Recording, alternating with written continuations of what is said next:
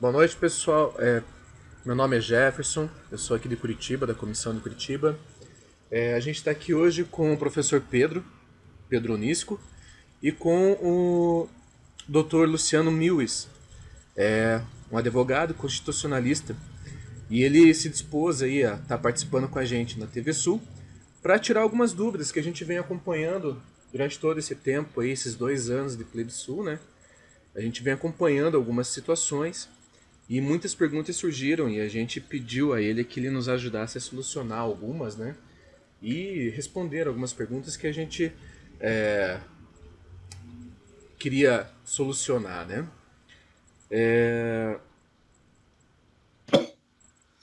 Bom, então eu vou dar a vez aí para o Pedro dar uma boa noite a todos. Olá, boa noite a todos. Meu nome é Pedro, sou presidente da Comissão de Curitiba, também superintendente da CCO, da Consulta Popular. Estamos aí para tirar algumas dúvidas definitivas aí sobre a questão da consulta nossa popular. Boa noite, Luciano. Tudo bem contigo? Boa noite, Jefferson. Boa noite, professor Pedro. E boa noite aos telespectadores, né? Espalhados aí por todo o sul do Brasil. Maravilha. Luciano, conta um pouquinho da tua história pra gente. Quem é o Luciano? Eu sou um cidadão de Curitiba, né? Moro aqui em Curitiba há cerca de 30 anos, mas sou natural de Paranavaí, noroeste do Paraná, e venho de uma cidade que homenageou o primeiro herói separatista, né, do sul do Brasil, que é o índio Guairacá. Eu venho da cidade chamada Guairaçá, uma pequena cidade de 6 mil habitantes, e para mim é uma honra ter nascido lá.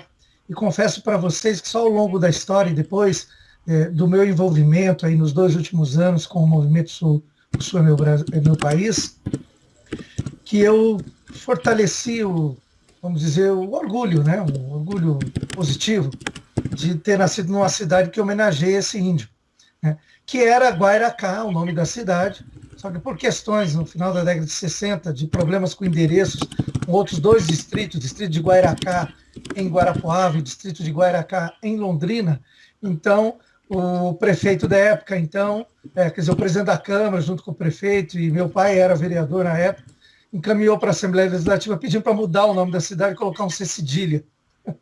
Hoje eu quero matar meu pai, que mudou o nome do índio Guairacá, né?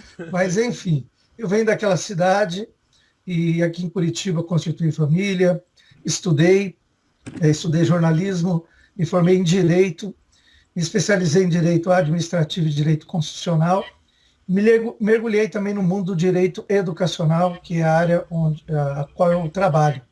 Eu dou consultoria para vários municípios do Brasil e até para o governo do estado do Mato Grosso do Sul, na área do direito educacional, elaborando, avaliando, né, e corrigindo políticas públicas na área de educação.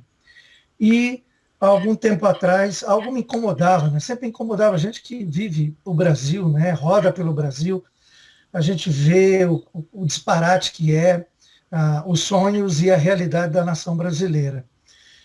Eu acabei de dizer que, na realidade, a minha família, a metade é de Santa Catarina, subiu ao norte do Paraná. Meu avô é alemão, por isso do sobrenome, né? Nasceu em Berlim, chegou em 1924 no Brasil, ali em Itajaí, com 18 anos de idade, para tentar uma nova vida, antes ainda da Segunda Guerra Mundial. E ele sofreu diversos problemas, principalmente na ditadura Vargas, né? E por conta de que se isolou, ele se apaixonou por uma Catarina e casou-se com ela e acabou indo para o norte do Paraná. E lá eles tiveram muitas dificuldades e acabou não passando uma das coisas mais bonitas que tem, né, quando você é de uma nação, a língua para os seus filhos e consequentemente, para os seus netos. Mas o Brasil é fantástico por isso, né? É o lado bom do nosso país, do Brasil, que são os povos que se reúnem, né? Metade da minha família vem do Ceará, do Nordeste, de Iguatu. Minha avó desceu, né, como aqueles nordestinos desceram para o sul do país para ajudar para sobreviver, na realidade, e acabaram ajudando a construção de São Paulo. Mas meus avós passaram para São Paulo rapidinho e foram para o noroeste do Paraná, trabalhar na área rural. E ali, então, as duas famílias se encontraram, meu pai e minha mãe se conheceram. E eu vim aqui para a capital do Paraná, que, aliás, não sei se vocês sabem também, que o hino de Curitiba, ele fala sobre o nosso herói, né, o Índio Guairacá.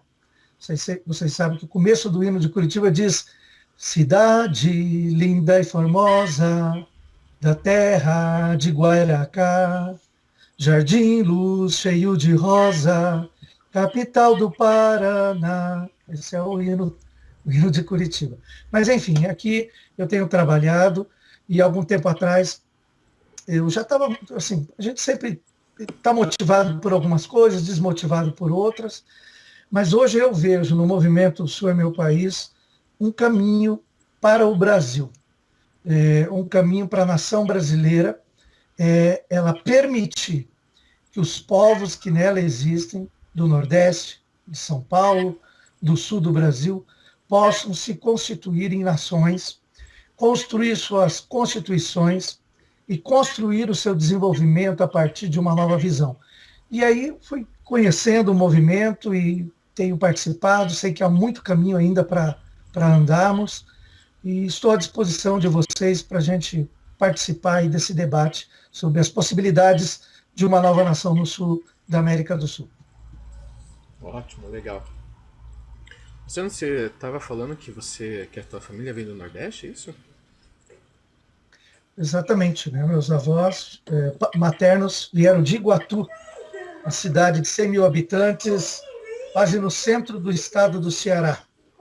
Pegaram um pau de arara, 53 dias até São Paulo, de caminhão, e depois de trem até Presidente Prudente, ônibus até a beira do rio Paranapanema, e depois uns 20 quilômetros de caminhada, né, desbravando as matas do noroeste do Paraná, final da década de 40, começo da década de 50. Bom, as histórias do Brasil, né? O povo, quando ele não tem... onde ele está, no surto e efeito, ele precisa buscar um caminho, né? E acaba que ele acaba abandonando casa, família, terra, tudo aquilo que está dentro do coração dele para poder seguir um outro caminho, né? Verdade. E isso a gente vem vivendo há anos, né? E é uma das coisas assim que orgulha boa parte, orgulha os filhos, mas que aqueles que ficaram para trás sempre fica a saudade, né? E acaba... você vê que as coisas acabam não se ligando como deveriam, né? Porque o correto é a gente criar raízes aonde a gente nasce. E muitas das vezes no Brasil a gente vê que isso é quase impossível, você criar raízes, né? Eu tenho um menino lá que mora na Bahia, mora numa cidade chamada Santa Luz, e o menino viajou o Brasil inteiro trabalhando como peão de obra, né? Muitas vezes martelando aí pedra no chão aí para fazer calçada. Agora há pouco tempo que ele conseguiu voltar para a cidade dele, e uma das coisas que ele mais valorizou foi poder estar ao lado do pai e da mãe. No entanto, hoje ele acaba tendo que catar latinha para poder sobreviver, né? Enquanto que fora de lá ele era um emprego duro, mas tinha um emprego, um salário, e agora nem isso ele tem. Então, infelizmente, essas mazelas do nosso Brasil, né? São essas histórias que, inclusive, nos motivam a lutar por uma nação, né? Exatamente. Nós sabemos como o processo é demorado, o processo histórico e de luta, muitas vezes ele é demorado. Entretanto, nós precisamos insistir. Acho que o trabalho que nós estamos fazendo agora de conscientização e de luta pela criação de um novo país, ele pode ser que o resultado, quem vai, vamos dizer, ser beneficiado com esse resultado serão os nossos netos, né? Serão os nossos netos. Então, por isso que vale a pena, né, lutar não por nós, mas por nossos filhos, por nossos netos e pela geração que vai vir aí pela frente. Eu acho que o sul do Brasil merece isso, né? Como todo o Brasil, né? Eu ando pelo Nordeste muito, tenho muitos amigos. O ano passado eu trabalhei pelo Instituto Natura, no sul da Bahia, em 40 cidades. E é lamentável, lamentável o que o Brasil fez com o Nordeste, certo? Nós precisamos apoiar todos os movimentos separatistas do Nordeste, porque o movimento separatista não é um movimento xenofóbico. Realmente, quem não concorda com o movimento separatista já começa a achar os defeitos e as possíveis formas de se combater o movimento. Geralmente elas são burras, né? É tocar o medo na população, é jogar um povo contra o outro, né? E, na verdade, eu acho que o nosso movimento, o Movimento Sul é Meu País, ele trabalha, principalmente, ele trabalha com a pacificação, né? Eu acho que um dos aspectos bacanas aí do nosso movimento é que nós não vamos pegar em armas, nós não somos um movimento xenofóbico, nós somos um movimento de fortalecimento dos povos do Brasil, né? Nós queremos muito a prosperidade do Nordeste. Nós queremos que o Nordeste se livre das amarras do coronelismo que escravizaram aqueles estados, certo? E quando você conversa com pessoas conscientes do Nordeste, quando elas param para perceber, inclusive, como funciona o nosso movimento, eles mesmos se interessam em participar e construir movimentos semelhantes lá para o Nordeste. Como o Nordeste poderia ser um país poderoso, próspero, que poderia investir muito no turismo, muito. Quantos sulistas, né, não foram para o Nordeste e conseguiram se desenvolver economicamente, por exemplo, naquela região da Bahia, na área de frutas, né? Hoje exportam frutas para todo o planeta, né? Então, o que nós precisamos é torcer para que esse povo nordestino também consiga se livrar das oligarquias. E para se livrar das oligarquias, eles têm que lutar contra o sistema. Porque parte da escravidão do povo do Nordeste vem de Brasília também. É o sistema, né, comandado por Brasília, que suga os impostos daquele povo, certo? Suga os impostos, que ficam com cerca de 15% dos impostos arrecadados e 65% vai para Brasília, 20% a 25% ficam nos seus estados. E aí, você pega as oligarquias, o coronelismo político daqueles estados, né, somado com o sistema perverso de Brasília, joga o Estado no chão. Né? Joga os estados. Aí os índices de desenvolvimento humano são os piores do Brasil, são lá no Nordeste. Estava indo para lá, na Bahia, das 20 cidades mais inseguras, mais violentas do Brasil, segundo pesquisas, certo? 9 estão no estado da Bahia. Tem cabimento? O povo baiano merece isso? Não merece. Com certeza não. Eles merecem uma nova chance. E por isso que a luta pelo separatismo no Sul é a luta pelo separatismo no Nordeste, para que a gente possa constituir aqui 4, 5 nações prósperas no Hemisfério Sul, na América do Sul. Eu sempre digo para o pessoal que a nossa separação, na verdade, é uma separação contra o sistema, né? É para quebrar tudo aquilo que está de errado dentro do Brasil, de alguma forma. Infelizmente, a gente precisa tratar Brasília como como é que fala? Aquele senhorio do engenho, né? Que ele, após a escravatura, né? Ele contratava pessoas para trabalhar na fazenda, e ainda às vezes você encontra esse tipo de serviço ainda no Brasil, e até fora do Brasil você encontra isso, e ele cobrava pelos serviços que ele prestava para aquela pessoa que ele tinha dado emprego, né? É o regime de escravidão, né? Então, saiu da escravidão clara para uma escravidão velada. Então, o que hoje o movimento lhe deseja mesmo é essa questão, é quebrar o sistema de uma vez, tirar a Brasília desse senhorio dela e fazer com que todos os brasileiros tenham as mesmas oportunidades, né? Eu vejo aqui no Sul, em Curitiba principalmente, na região que eu trabalho tem bastante nordestino, ali na região do Portão, o pessoal ali se concentra um pouco mais ali naquela região. E é engraçado, porque como aquele povo trabalha, não interessa o que seja, eles começam às 7 da manhã e param às 10 da noite. São muito trabalhador, muito trabalhador. E, claro, gostam de uma festinha, gostam de uma cachaçinha, mas é a cultura do povo. Mas ninguém pode negar que aquele povo trabalha como ninguém. Sabem trabalhar. Do jeito deles, mas sabe. Bom, mas vamos lá. Mas é isso aí. Nós estamos aí para tentar fazer diferente, né? Eu acho que é bem isso que você falou. Os nomes mudaram um pouco, né? A, a, vamos dizer, a capa mudou um pouco, mas o conteúdo escravagista do povo, ele é muito semelhante. Quando você vê a carga tributária, né? Quanto nós temos que trabalhar. Me parece que hoje a avaliação que a Federação, a Federação da Indústria do Paraná, FIEP, faz é que a gente tem que trabalhar de janeiro até mais ou menos junho, certo?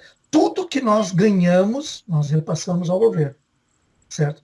Repassamos ao governo. Ou seja, nós trabalhamos como escravos, nada é para nós durante 5 meses.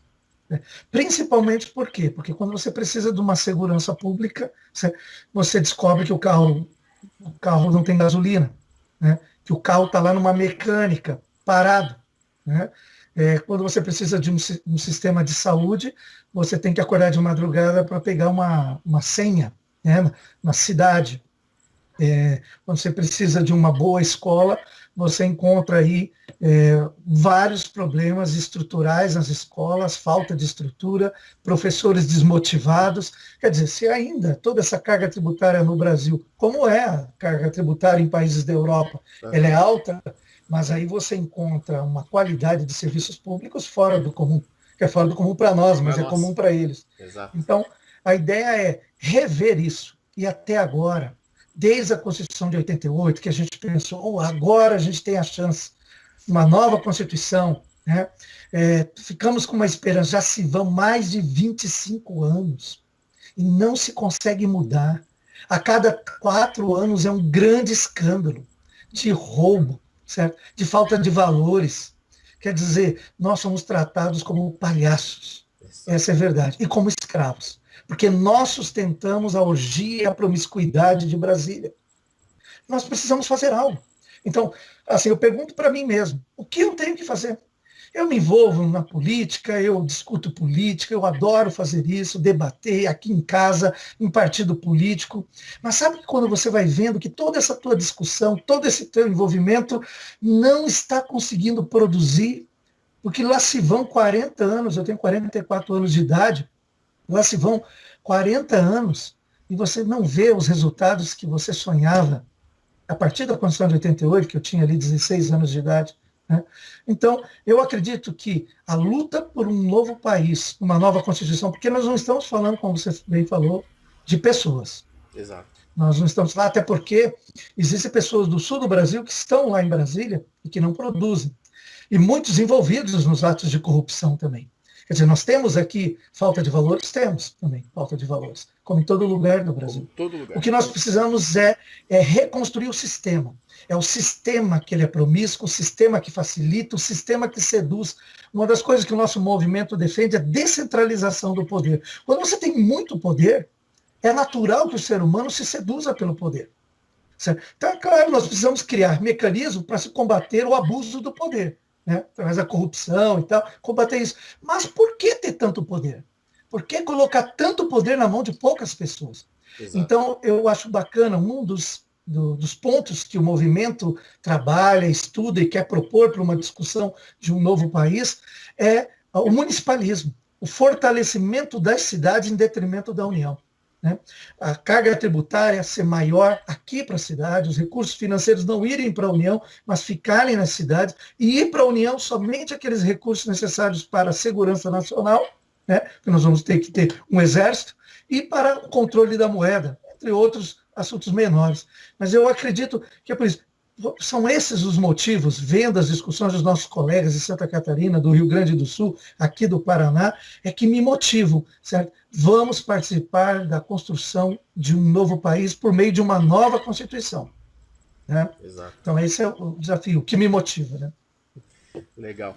E, bom, aí tem algumas situações assim que eu acho engraçado, né, que acontecem no Brasil, e daí nisso já vou engatar aqui numa pergunta. Há poucos dias atrás a gente teve uma questão de um julgamento, vamos dizer assim, de uma presidente onde ela foi deposta. Até onde eu né? Eu me lembro da época do Collor, quando ele foi impeachmentado. Tinha uma situação lá que ele perdeu não só os direitos como presidente, mas também os direitos políticos. Ele ficou inelegível por tantos anos, né? Por 8 anos, se eu não me engano. E se não me engano, isso está na Constituição, né? E agora há pouco tempo teve uma situação aí com a ex-presidente, onde fatiaram o processo dela e aonde ela acabou ficando com os direitos dela. Eu andei dando uma pesquisada e vi que, na verdade, e vi também nos jornais, em rádio e tudo mais, o pessoal falando que houve que eles rasgaram a Constituição no Brasil, né? E aí eu faço a seguinte pergunta, né? E nem sei como que a gente vai colocar isso dessa forma. Mas assim, o que é realmente uma cláusula pétrea? Em que sentido ela cabe, né? Porque, que nem a situação da Dilma, ela tinha a Constituição é bem clara, é uma cláusula pétrea também, tudo mais. Porém, naquele momento, o Brasil viveu uma situação onde essa Constituição ela foi literalmente rasgada, acho que em 10 mil pedaços, e jogada no lixo, pisoteada e queimada da forma mais vil possível, né? O que a gente diz, o que a gente pode responder para uma pessoa assim? Então, O que é uma cláusula pétrea? a Constituição, né? A Carta Magna, nossa maior lei, e todas as normas e legislações que são construídas no Brasil precisam respeitar a Constituição, né? Os regimentos internos do Congresso Nacional, certo? As resoluções, ou seja, qualquer norma feita na menor cidade, na menor Câmara de Vereadores, precisa respeitar a Constituição. E para respeitar a Constituição, e respeitando a Constituição, se verifica ao longo da história, porque o ser humano vive uma atividade dinâmica de vida, né? O ser humano, o brasileiro, o cidadão, se depara com algumas situações que foram colocadas na Constituição lá no passado e que agora não servem mais e precisam ser alteradas. A própria Constituição, então, ela regulamenta como é que ela pode ser alterada. Como ela pode ser alterada. E ela diz que, né, para se alterar é necessário os votos de 308 deputados. Né? 308 deputados ou parlamentares são necessários para se fazer uma emenda à Constituição. Então, a gente quer mudar alguma coisa na Constituição, a gente precisa, né, convencer 308 parlamentares, que é a maioria absoluta, certo, do parlamento, e aprovar, né, por 308 votos, essa mudança na Constituição. Então, se propõe uma emenda à Constituição, e hoje a nossa Constituição tem um bocadinho de emendas lá, se não me falha a memória, até quando eu vi já passava de 60 emendas na Constituição. Né, faz um tempinho que eu não dou uma olhada lá. Mas, enfim, agora existem alguns aspectos da Constituição que é denominado cláusula pétrea. Certo? Cláusula pétrea quer dizer, nem com uma emenda, nesse processo de 308 deputados, pode ser alterada aquela cláusula pétrea. São algumas cláusulas que têm a ver com direitos e garantias de vida, né? Entre outros direitos ali. Mas existe a discussão, porque se nós estamos, uma das cláusulas pétreas é que nós estamos num Estado democrático de direito. E o Estado democrático de direito considera que quem manda na Constituição é o povo. Certo? Que é o povo. Por isso que pode até ser emendada a Constituição. Né? Com 308 parlamentares num processo de emenda constitucional. Mas e as cláusulas pétreas? Se ao longo da história, 20, 30, 40 anos, a sociedade entender que aquela cláusula, certo? Que nós consideramos como cláusula pétrea, certo? Ela precisa ser mudada. Ora, tem algum caminho? Aí nós temos duas teses aí que são debatidas. Né? Existe um grupo de juristas no Brasil, constitucionalistas, que entende que o poder público, né, o governo, diante de um clamor popular por uma mudança, ele pode enviar uma emenda, certo, à Constituição, alterando uma cláusula pétrea, desde que haja uma consulta popular através de um plebiscito. Então, há um grupo de juristas, né, que entende que é possível, sim, mudança na cláusula pétrea, certo? E que essa mudança se dá através da convocação de um plebiscito. Não sei se vocês viram a Marina Silva na campanha passada, ela foi confrontada com a questão do aborto.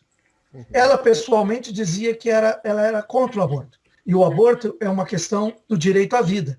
E está ali numa cláusula pétrea. É considerado uma cláusula pétrea, a questão do aborto, certo? A proibição do aborto no Brasil.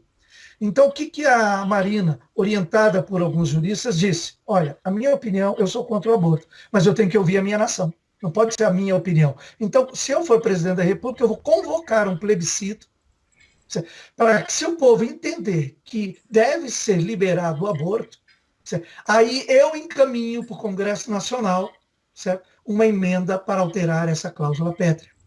Então, talvez aí, nessa tese, residiria uma das formas que é um movimento nacional, certo, totalmente contrário ao sistema que é posto hoje por Brasília, requerendo um plebiscito nacional, requerendo do poder público, do governo, e quem sabe se nós tivéssemos senadores, deputados federais que pudessem defender a causa, e nos outros estados também, defendendo a causa da independência dos outros estados, né, criasse um movimento defendendo um plebiscito para ouvir o Brasil, para ouvir todo o Brasil a respeito da construção de 4, 5 países dentro do Brasil.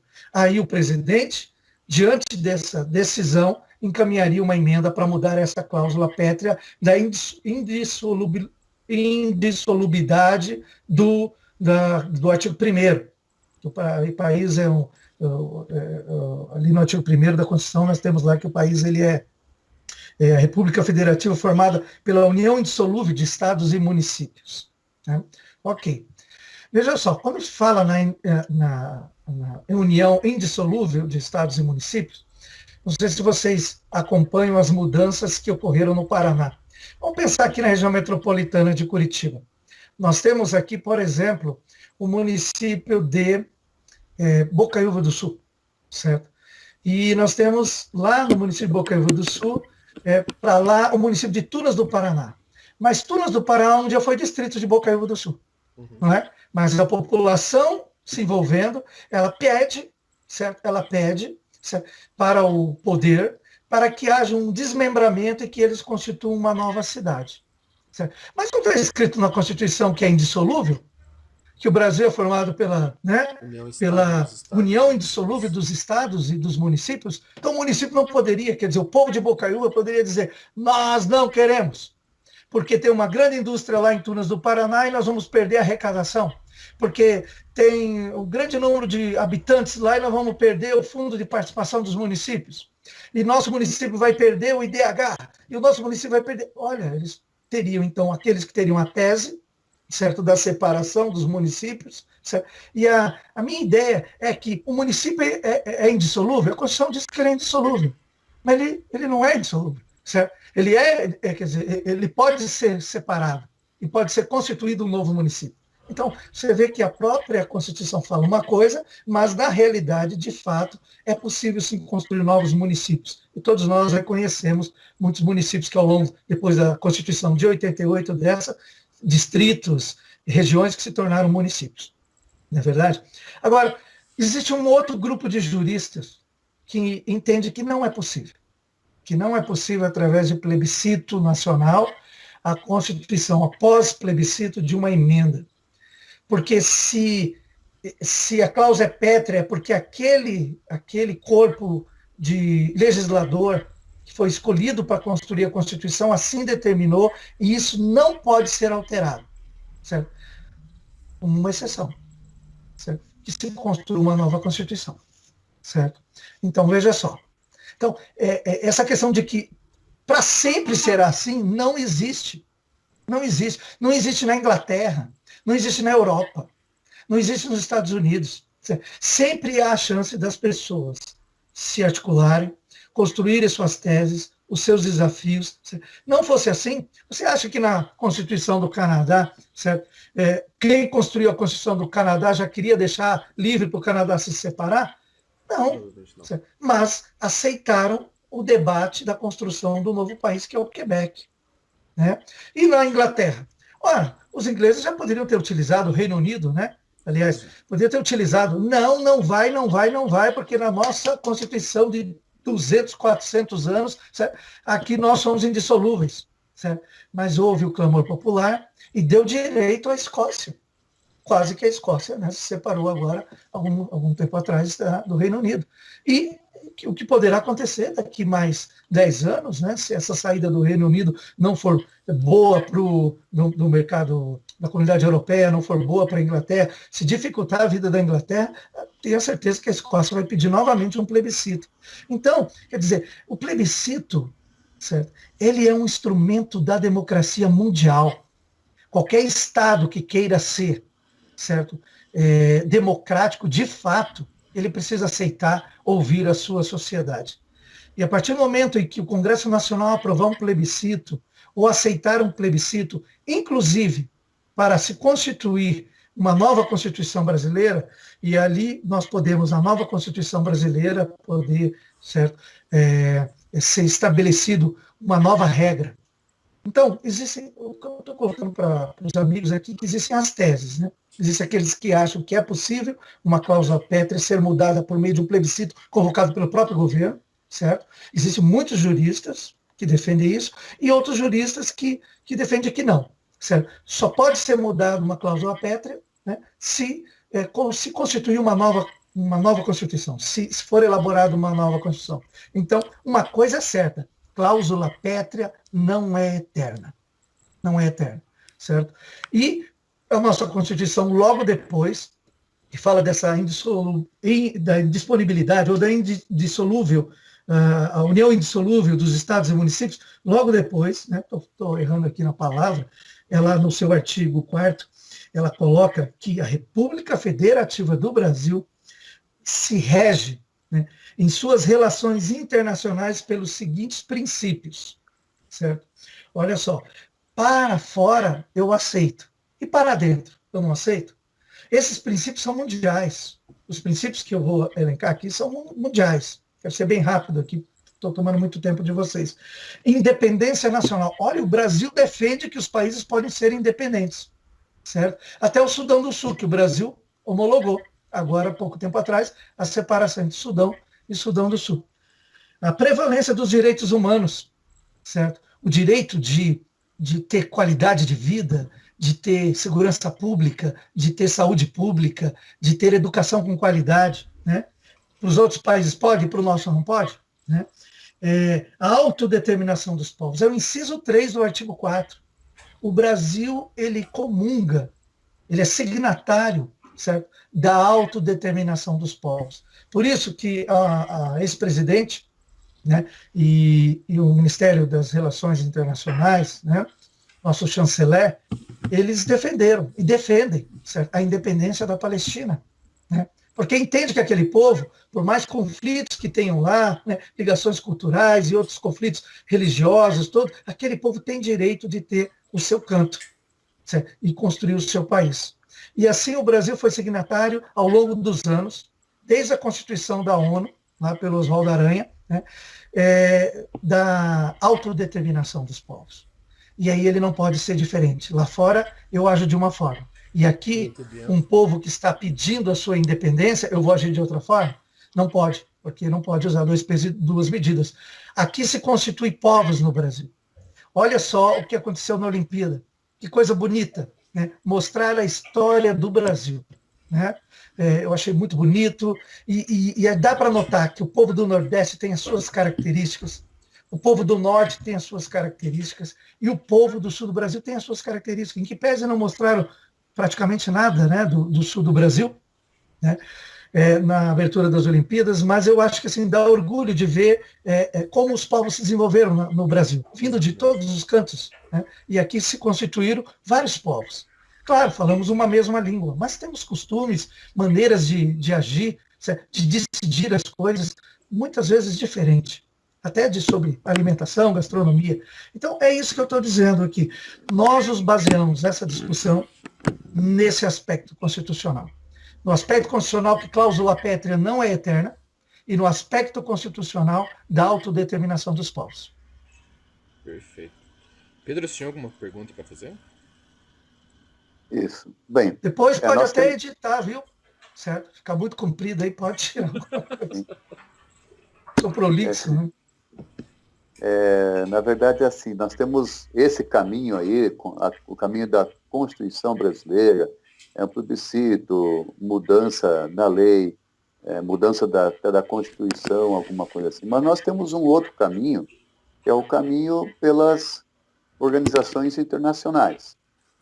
É verdade, eu ainda penso assim, que a gente quer separar, um povo quer separar, ele tem que separar pelas suas próprias ações, pelas suas próprias forças, digamos assim, pacíficas, lógico, né?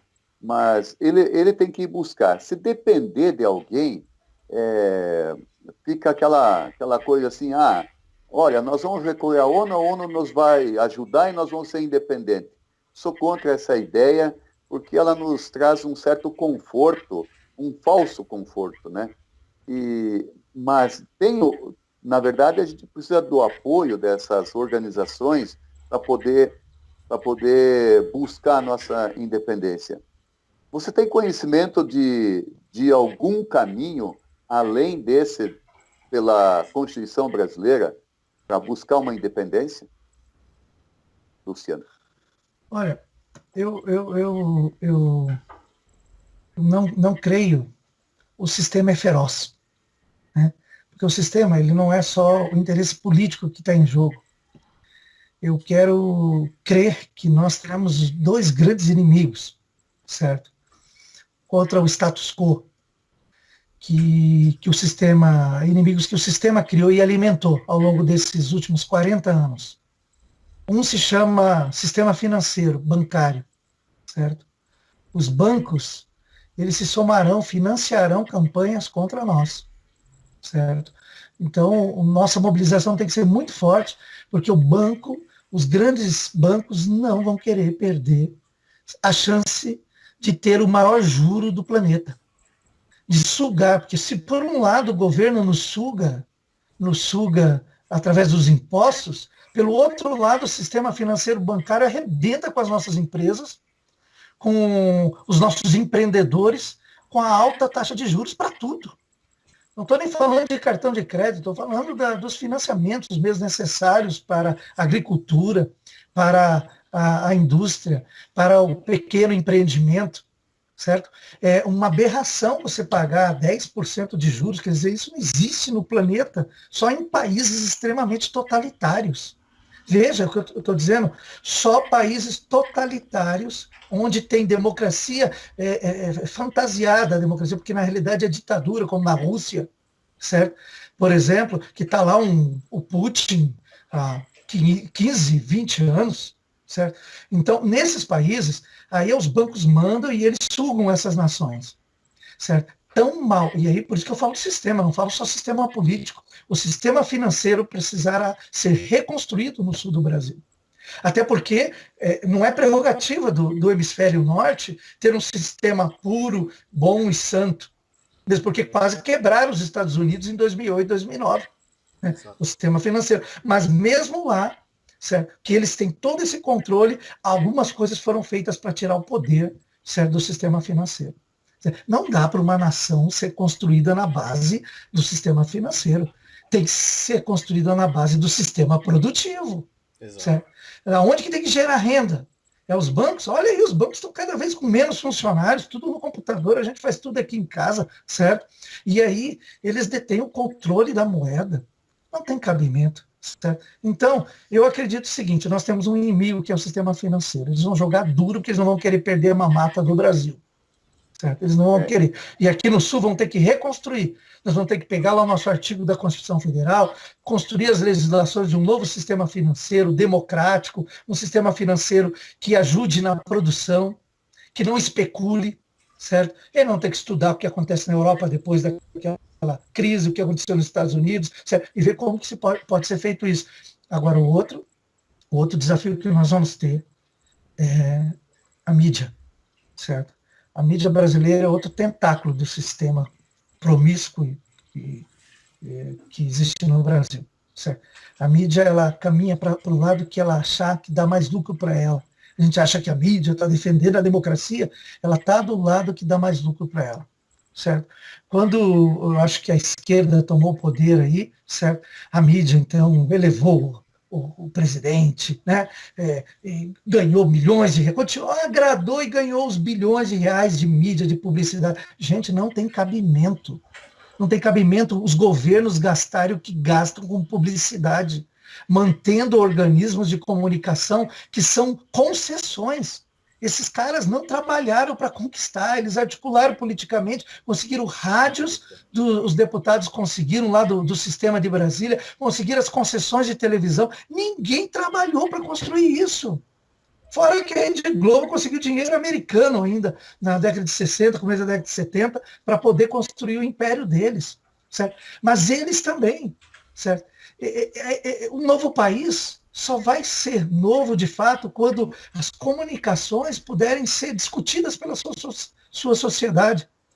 Não que nós não queremos que tenha grupos de comunicação aqui, RPC, RBS, no Sul, aí, Santa Catarina e Rio Grande do Sul, mas precisa passar por um processo democrático. E aí eu vou dizer, eles não vão querer perder o status quo. A Globo lá do Rio de Janeiro não vai querer. Certo? E aí, então, aguente o chumbo que vai vir para cima da gente. Né? Então, eu acho que é um processo que a gente tem que construir, nós temos a chance para isso. Eu não vejo hoje, certo, o sistema ceder. Não sei se daqui 15, 20 anos, talvez daqui 10 anos, se nós nos mobilizarmos de tal forma que a população expressar essa sua vontade de mudança, essa expressão for muito forte, e aí então talvez Brasília acorde, talvez se nós tivermos alguns parlamentares lá que possam defender essa bandeira e falar com o sistema, ou vocês mudam o pacto federativo, ou vocês transformam o país em confederação, ou o país vai se esfacelar. Existem estudos, e está lá no livro, no nosso livro aqui tem uma base, né, de alguns estudos americanos, de geógrafos, estudiosos, sociólogos, que mostram que dentro de 70 anos não vai existir mais esses países gigantescos, não. Certo? Até porque é muito difícil de se administrar mesmo, né? Um país gigantesco. Enfim, então, eu não sei se eu consegui responder, professor, eu não consigo ver agora, certo? Por parte do Brasil, eu só vejo o seguinte, construir pressão, construir debates, convencer a população de que existem caminhos, certo? E aí sim, buscar tanto ajuda internacional através da UNPO, né? Através da ONU, como também articulação política lá no coração do sistema, que é Brasília, certo? Para que, através da paz, né, e não das armas, a gente conquiste o caminho. Eu acho que, se não existe caminho, nós temos que construir, certo? Lá, os nossos parentes aí do Rio Grande, Santa Catarina, aqui do Paraná, principalmente aqueles do oeste desses estados, dos 3 estados, sabem o que é abrir caminho, né? Desbravar. Onde não tem estrada feita para nós vamos lá e nós vamos construir a estrada. Eu acho que é por aí, né? Mas no início da tua resposta, eu concordo plenamente quando aquela hora que você salientou a força do povo. Quando a mobilização se torna aí acima de 80%, 90%, aí você não há governo que não ceda. Perfeito. Porque perfeito. A força está no coração das pessoas, na mente das pessoas. Então, o nosso trabalho é um trabalho de convencimento, de mostrar, e não é tão difícil fazer isso. Eu tenho aí convencido pessoas apenas mostrando o quanto dói no bolso dele e que esse dinheiro nunca mais volta, e ele não está sendo bem empregado. Ele vai lá para Brasília e ele desaparece. Ele vai para as coisas que não são nada importantes, e ele não retorna para o local onde esse cidadão vive, mora, trabalha e tira seu sustento. Então, esse é um Estado arcaico, ultrapassado. O sistema presidencialismo está com o seu tempo contado. E aquele momento que você... Eu sempre fui presidencialista, mas hoje eu já não defendo mais isso. Eu acho que o caminho é o parlamentarismo. Aquele momento que você e o Jefferson discutiam, ou argumentavam sobre a questão de um modelo que apenas deu uma maquiagem, passou uma maquiagem, mas na verdade é o sistema feudal, é isso aí. Brasília é um feudo. E olhe para as características, quem tem o Google Earth aí no computador, dá uma olhadinha no mapa. Você tem mais ou menos mais de um terço, quase 2/3 de Brasília cercada por um lago, por onde é difícil entrar, isso feito propositalmente, que representa o fosso do castelo medieval. E, por outro lado, você tem os quartéis, né? Os quartéis cercaram, por outro lado, o lado oeste de Brasília, é cercado por quartéis. E aí você tem o coração ali, o piloto, por assim dizer, porque Brasília é uma arquitetura de uma aeronave, né? O piloto está lá super protegido e você não tem para onde entrar. E o pior de tudo, que quando um projeto muito importante, a favor ou contra o povo, está sendo votado, o deputado, que é da situação, olha para o descampado de Brasília, para aquela grama toda lá, e ele pensa, poxa, não tem uma alma aqui para protestar ou para aprovar. Quer dizer, foi um erro crasso de Juscelino Kubitschek trazer Brasília para um cerrado, onde ele não ia ter ninguém para apoiar. Exatamente. E essa centralização, ela está escravizando cada vez mais, porque o governo gasta de forma irresponsável, e quando ele quer sanar as dívidas dele, o gasto dele, ele cria impostos. E os outros aprovam, porque ganham. Essa questão da partidária, que houve lá um aumento dos benefícios para os partidos, em quase 3 vezes, de 200 e poucos milhões foi para 800 milhões. Fundo partidário. Fundo partidário, obrigado. Quase R$1 bilhão de reais, né? Isso foi negociado. A Dilma teve que... Um sistema que é podre também. O sistema partidário do Brasil é podre, não funciona. É podre, mas eu faço parte de um partido e a gente vê a dificuldade. Os partidos não funcionam. E outra coisa, para que serve um partido? Qual é a influência na minha vida num partido político? Qual? Para mim não é nada. Absolutamente. Eu, cidadão, para mim não... Se existisse, não existisse, para mim não serve para nada. E, aliás, se tivesse alguma oposição, mas hoje, 1.600 partidos de 1.600 municípios, o PT está coligado com qualquer um dos outros, com o DEM, com o PSDB e tal, etc. Então, você veja que não existe uma estruturação para ter uma oposição. Não, eles são todos locupletados, né? Eu acho que esse é um desafio para nós também, porque quando nós falamos em querer mudar o sistema lá em Brasília, é para mudar o sistema aqui, né? Porque se hoje ali na Assembleia Legislativa se votou um pacote terrível, a carga tributária no estado do Paraná tem sido uma das mais pesadas do país, né? Por conta do governador aí, do Beto Richa. E hoje mesmo foi aprovado um pacotaço aumentando a carga tributária, que já estava pesada, que já era maior do país, certo? Per capita, mas é aqui no Sul. Mas é por isso mesmo, nós queremos mudar esse sistema, né? Porque até os governos do Estado, dentro dessa proposta que eu tenho lido e debatido com os nossos colegas, os próprios governos do Estado também mudarão o seu poder.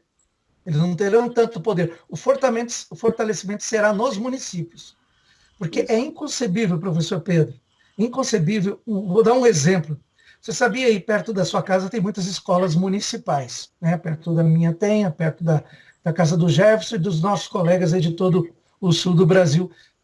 Perto tem uma escola municipal. Você sabia que a merenda escolar que as crianças comem aí, o per capita, o valor e até a questão nutricional dela é decidida em salas da esplanada do Ministério? Tem cabimento isso? A merenda escolar, certo? Que é algo tão simples, certo? O dinheiro tem que ir lá para Brasília, certo? E aí voltar pelos mecanismos legais e tal, para chegar o dinheirinho para comprar o arroz e o feijão para as crianças. Não tem cabimento esse sistema administrativo do Brasil, certo? Por isso que a gente defende o municipalismo. Porque se os recursos ficarem aqui, nós vamos fortalecer a cultura política de maneira diferente. O sistema partidário também, na nova Constituição nossa, tem que ser revisto. O sistema político, né, de eleições, que é o parlamentarismo e tal, né, que a gente vai defender ou debater, né, mas também o sistema partidário, né, como se constituir, né, um prefeito ou um parlamentar. Esse sistema partidário é falido. O sistema partidário virou um balcão de negócios, né?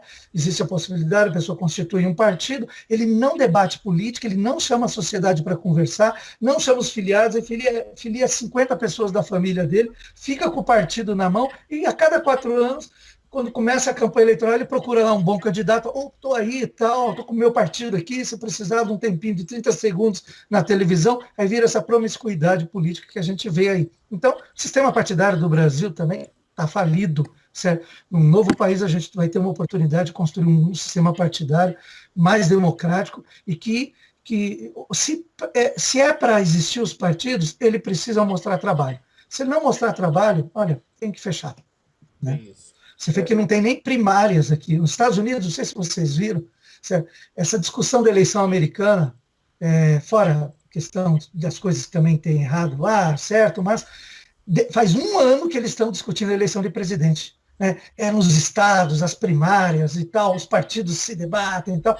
Aqui, decide 3 meses antes, e olha lá, agora baixaram para 45 dias a campanha eleitoral, que muita gente, ufa, que bom, né? Campanha eleitoral, eu também sou candidato, falei, graças a Deus, você não precisa 3 meses sofrendo aí, né? Só 45 dias, agora falta 13 dias, né? Que bom, certo? Mas não sei se isso é salutar. Certo? Você impedir. Talvez a campanha eleitoral com propaganda deveria ser pequenininha mesmo, 30 dias só resolveria, para não poluir muito. Mas as discussões de candidaturas deveriam ter pelo menos 1 ano discutindo. Certo? Porque senão fica só os guetos, chega em cima da campanha, fazem lá, ganham a eleição. Poxa, passou a eleição, eu nem vi. Então, algumas coisas precisam ser revistas, não uma reforma eleitoral. Precisa, tanto no Brasil como no nosso país, um novo sistema partidário e um sistema político, né? Mas vamos lá. Viver a política, né? Aí, assim, uma das perguntas aí, a gente tem pego bastante esse tipo de pergunta, tem acontecido bastante aqui. Por que o pessoal fala que o simpatizante, o apoiador do movimento, ele é ilegal, né? Que toda vez que a gente vai fazer qualquer coisa, a primeira coisa que coloca, até ontem eu vi um vídeo do Celso, lá de Santa Catarina, a repórter conversando com ele, dali um pouco ela soltou. Mas veja bem, cláusula pétrea, isso aqui é inconstitucional e tudo mais. E, consequentemente, eles pegam todo esse processo e jogam que aqueles que estão dentro do movimento podem sofrer qualquer tipo de retaliação ou alguma coisa do gênero. De onde que eles tiram isso? Eu acho que é o seguinte, não tem na Constituição que é proibido discutir a cláusula pétrea. Pois é. Certo? A Constituição, pelo contrário, ela fomenta o cidadão a discutir tudo sobre política. Nós estamos falando sobre política. Exatamente. Não pode ser ilegal a Constituição que diz que você tem livre manifestação de pensamento. E até, eu lembro que o professor J. Nascimento Franco, constitucionalista, né, de São Paulo, certo? E que fundamenta vários posicionamentos do movimento, ele lembrou que no artigo 5º da nossa Constituição, da Constituição de 88, Constituição brasileira, diz no inciso 4 e no inciso 9, assegura a livre manifestação do pensamento. Certo? Você é pensamento, você é socialista, você é comunista, você é separatista, você é nacionalista, certo? Você tem liberdade para discutir, não existe nenhum artigo na Constituição que proíbe, pelo contrário, ele fomenta. Quando ele garante isso aqui, ele está dizendo, discutam, debate, você tem liberdade para manifestar o seu livre pensamento. Aí no inciso 8º diz o seguinte, certo? Desse mesmo, o artigo 5º, que é dos direitos e garantias fundamentais de todo cidadão brasileiro, diz o seguinte, ninguém será privado dos seus direitos por motivo de convicção política. Certo? Olha, está falando o seguinte, você tem que se manifestar e você não será privado pela sua convicção. A minha convicção é que esse país não dá mais certo. A minha convicção é que Brasília acabou. certo? Então, eu entendo que existem caminhos, vamos sonhar como outros países, como o Brasil. Ou foi uma farsa a independência do Brasil de Portugal, certo? Ora, os historiadores falam, foi uma farsa, na realidade ele queria ficar aqui e tal, mas de fato houve, certo? Porque nós paramos de mandar dinheiro para Portugal, certo? Exatamente. E aí começamos a construir, mal e mal, começar a construir aqui o Brasil. E como é que foi? Foi uma farsa a independência americana? Hoje eles são tão amiguinhos dos ingleses. Mas correu sangue lá no passado. Não é verdade? Por quê? Porque a Inglaterra continuou e ainda explora os Estados Unidos, conquistou muita coisa nos Estados Unidos, mas ela perdeu a mamata, certo? Ela perdeu a mamata. Eles são aliados hoje, mas cada um no seu quadrado. Então, por que nós não podemos também sonhar em construir como foi os uruguaios? Certo? E que estão com uma qualidade de vida melhor do que a nossa, certo? E que conseguiram lá no passado contra quem? Contra Portugal, mas contra o Brasil, certo? E o Brasil cedeu, certo? Agora, nós entendemos que esse é o caminho. A Constituição brasileira garante a você, meu amigo sulista do Rio Grande do Sul, de Santa Catarina e do Paraná, a Constituição brasileira te dá, certo? Te assegura a livre manifestação do seu pensamento. Lá no artigo 5º, ela também diz que você não será privado dos seus direitos por motivo de convicção política. E quer ver mais? No artigo, no inciso 16, no 17 e no 18, sabe o que ela vai dizer? Certo? Que além de você manifestar o seu pensamento, além de que você não vai ser perseguido por isso, certo? Você deve se reunir em reuniões e manifestações e mobilizações, porque diz que esses incisos, eles protegem o direito de reunião e de associação para fins pacíficos. Você mostra, certo? O estatuto do nosso movimento, que está lá, fins pacíficos, nós jamais pegaremos em armas para defender as nossas convicções de um novo país. Nós já decidimos isso. Porque isso já aconteceu no passado, diz o nosso companheiro Celso Delcher, certo? E deu errado. Nós queremos isso? Nós não queremos. Nós queremos como outros países que estão fazendo isso a nível de planeta, certo? Constituindo teses, realizando debates e convencendo a população a criar um clamor popular pela construção de um novo país. E isso a Constituição brasileira diz, você pode e você deve fazer isso. É o que a Constituição diz. Nesse artigo 5º dela e nesses incisos que eu citei. Então não temos que ter preocupação. Certo? Agora, você vai encontrar um policial chato, sem conhecimento constitucional, você vai encontrar... Olha, eu vou confessar para você, eu sou cristão, sou evangélico, protestante, né? E alguns anos atrás, aqui em Curitiba, nós tínhamos um prefeito aí que está querendo voltar aí, né? Ele fez coisas boas, mas também fez coisas ruins, o gordinho aí, o Greca. Então, na gestão dele, simplesmente ele deixou acontecer, não sei se foi interesse dele, a Secretaria do Meio Ambiente começou a prender os equipamentos dos evangélicos que iam para a praça, ir fazer proselitismo religioso e tal, certo? Falar daquilo que creem. Certo? De repente começou a parar uns carros, umas combis da Secretaria do Meio Ambiente aqui em Curitiba e pegar os microfones dos crentes e a caixa de som dizendo não pode, está errado, está fazendo barulho e não sei o que lá, está criando problema. Sabe o que nós fizemos? Nós demos uma Constituição na mão de cada uma das pessoas, certo? Para que eles mostrassem para o fiscal da Secretaria do Meio Ambiente ou para o policial, certo? Que eles estavam no direito deles, certo? De livre manifestação do pensamento, certo? E de se manifestar e se reunir pacificamente. Não estava sendo... agora, se é uma reunião para dizer vamos pegar arma, vamos fazer isso, vamos quebrar tudo, certo? Black Bloc. Não é isso. É manifestação pacífica de dizer que não queremos mais essa miséria e queremos um país melhor e queremos, se lá eles não conseguem construir, nós queremos construir aqui. Então, Constituição na mão. Passa numa livraria, você compra uma Constituição brasileira, que é um dos instrumentos para construir o nosso novo país.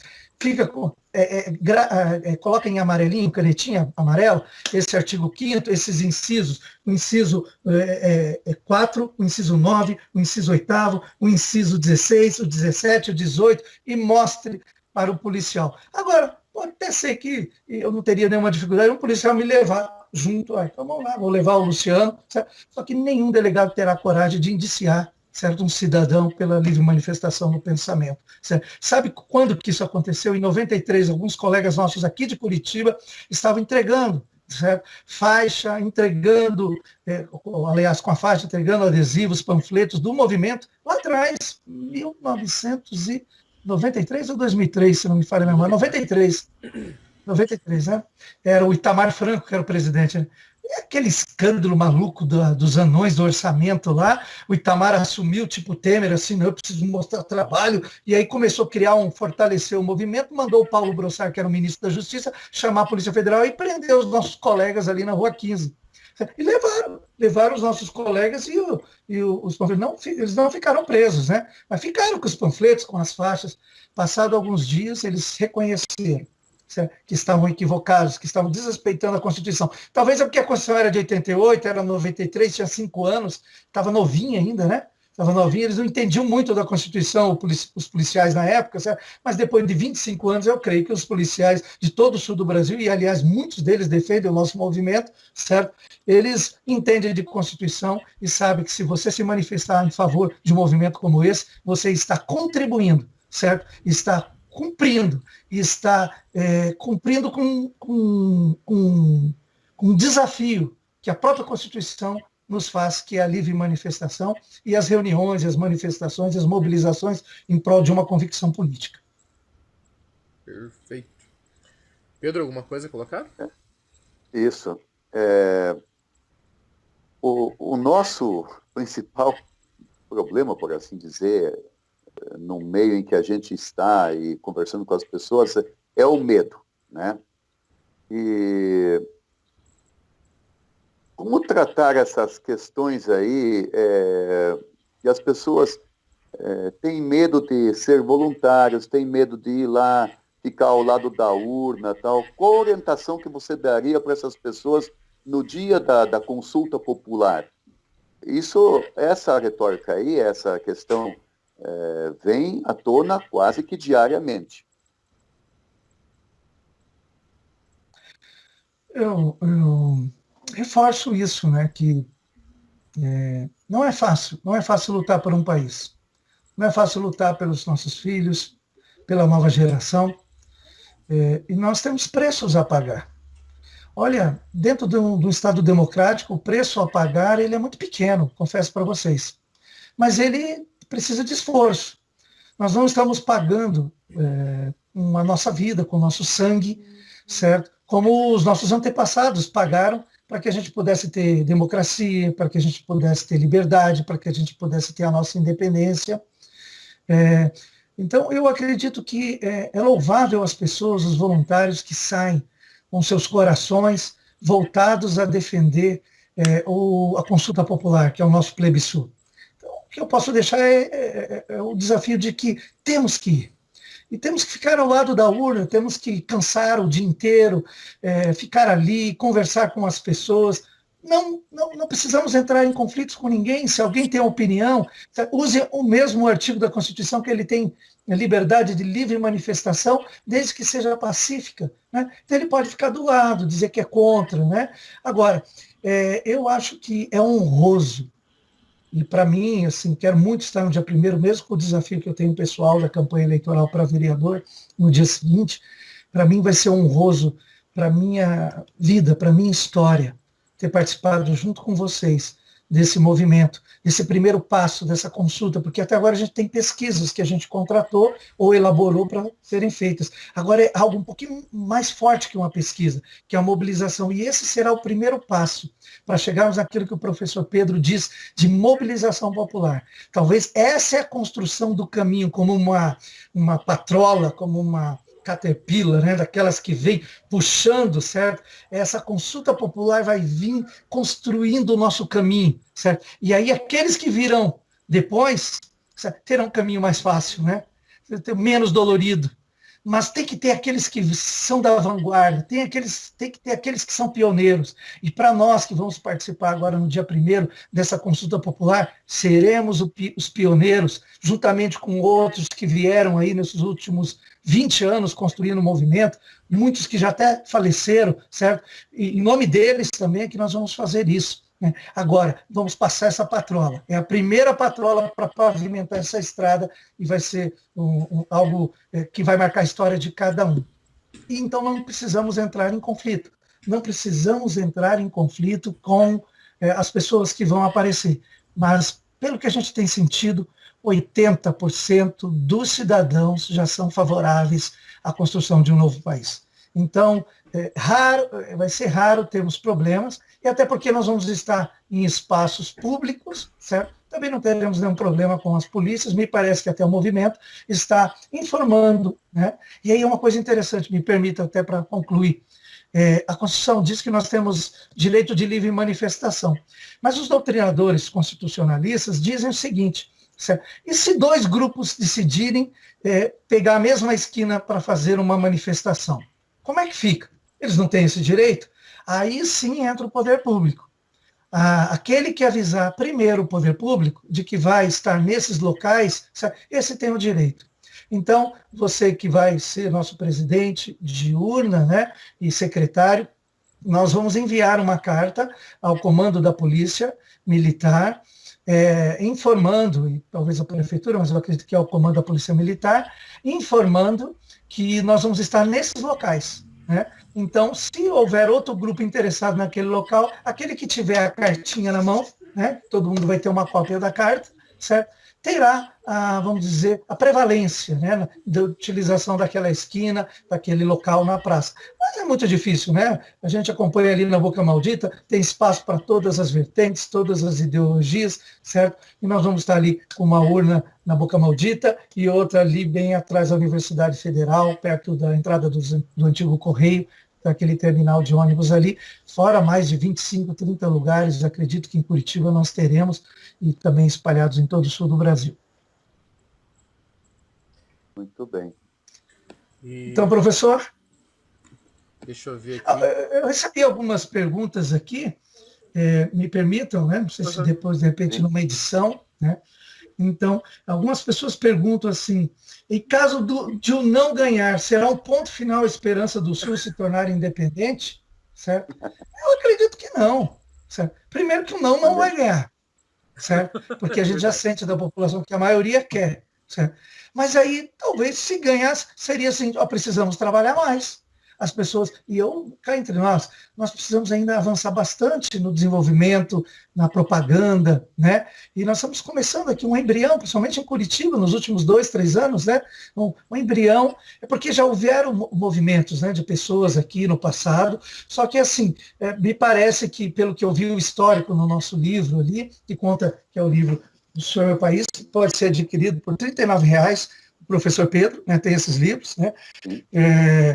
Que mostra um pouquinho do histórico, né? E até de Curitiba e do Paraná. Então, já tivemos há 20 anos atrás movimentos fortes, mas que, talvez por circunstâncias da própria vida, né? Das pessoas que vão ficando mais velhas e que precisavam de jovens envolvidos, acabaram não conseguindo, e aí enfraqueceu um pouco, mas agora está se levantando um grande movimento aqui em Curitiba, e acredito que em todo o estado do Paraná. Hoje mesmo recebi contato lá do INCLER, né, de Guarapuava, enfim, onde vai haver também as urnas e outras cidades também, Fazenda Rio Grande, Campo Largo, quer dizer, não vou ficar falando, porque senão vou deixar de falar de muitas cidades onde vai ocorrer a consulta popular.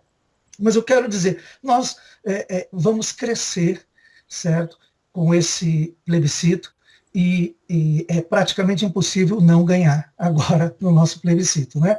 E se ganhasse, nós íamos continuar lutando, mas o resultado que nós vamos ver nas urnas no próximo dia 1º vai só nos motivar a continuar lutando e informando a população, porque o segredo nosso vai ser informar a população sobre a possibilidade de viver num país melhor. Essa é uma das coisas que a gente tem lutado há 20 anos, né? Que é a questão de você estar informando as pessoas de que existe uma solução, né? E que essa solução ela é viável, né? Claro que de lá para cá ela sofreu mudanças, ela sofreu com aí eles perguntam aqui... E... Desculpa. Pode falar. E ela... Tá. Não, vieram algumas perguntas assim, são... qual será o regime de governo e como funcionará? Acho que a gente conversou um pouquinho, né? Isso vai ser debatido. Vai ser debatido. Certo? Porque vai ser um país democrático, então a gente vai... Eu acredito que vai ser assim, a partir do momento que você conquistar, temos o direito, Mesmo que talvez o Brasil não vai concordar, nós vamos construir uma nova Constituição.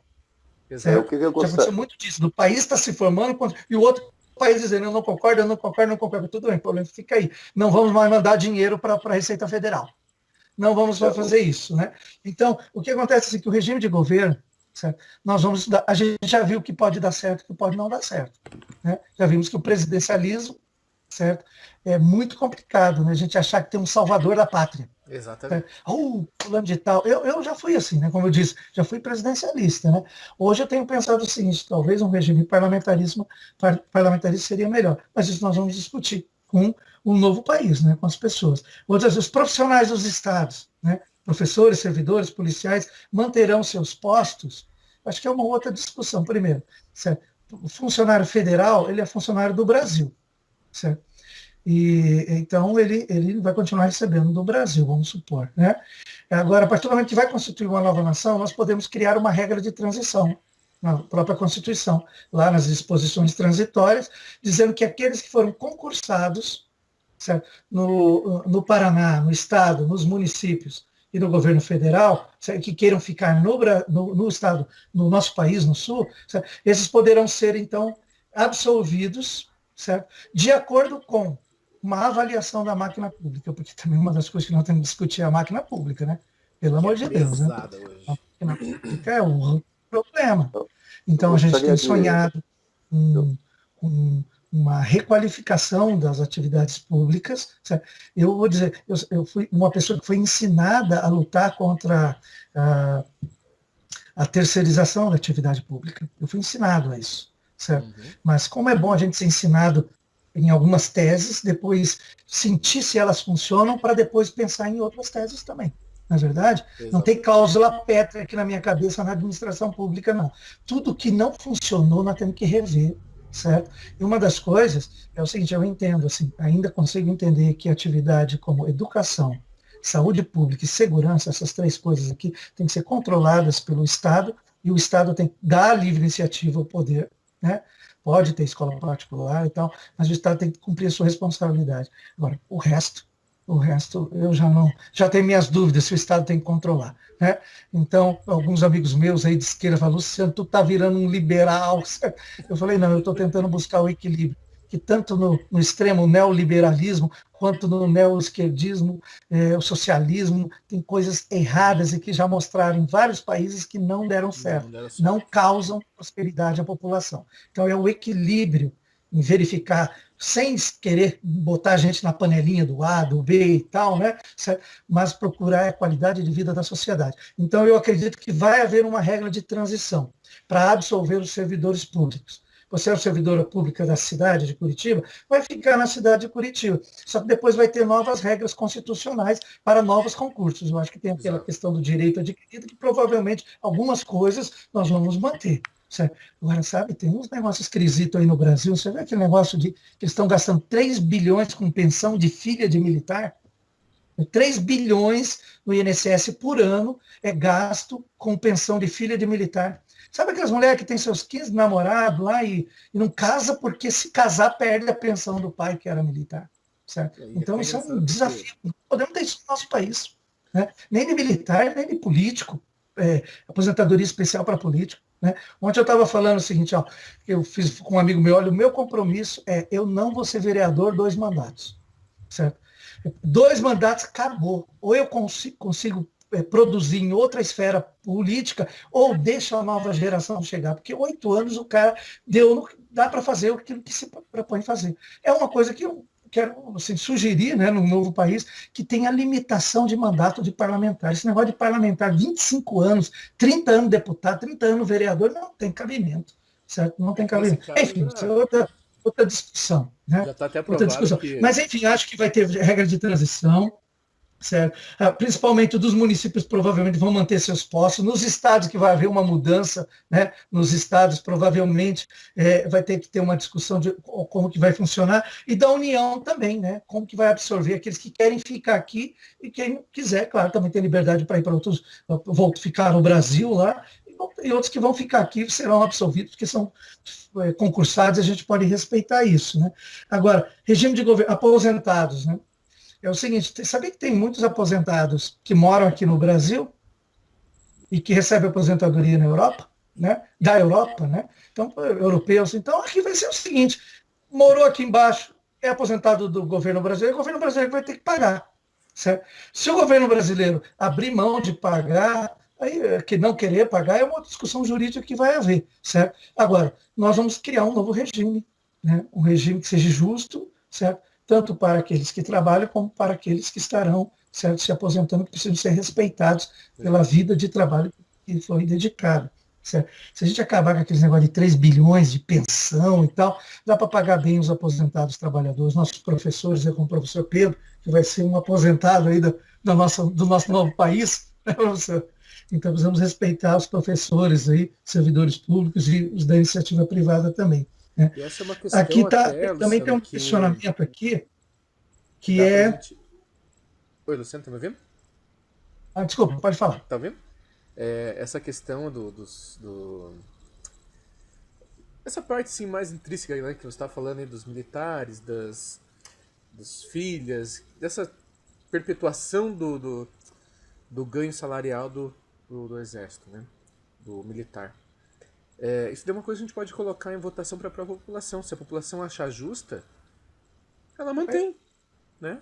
Ela que Você vai sabe dizer. que hoje nós temos um monte de mecanismos para consulta popular, certo? Exatamente. Você sabe que no futuro vai ter, não tem aquela assinatura digital, né, que Sim. hoje tem aí Receita Federal?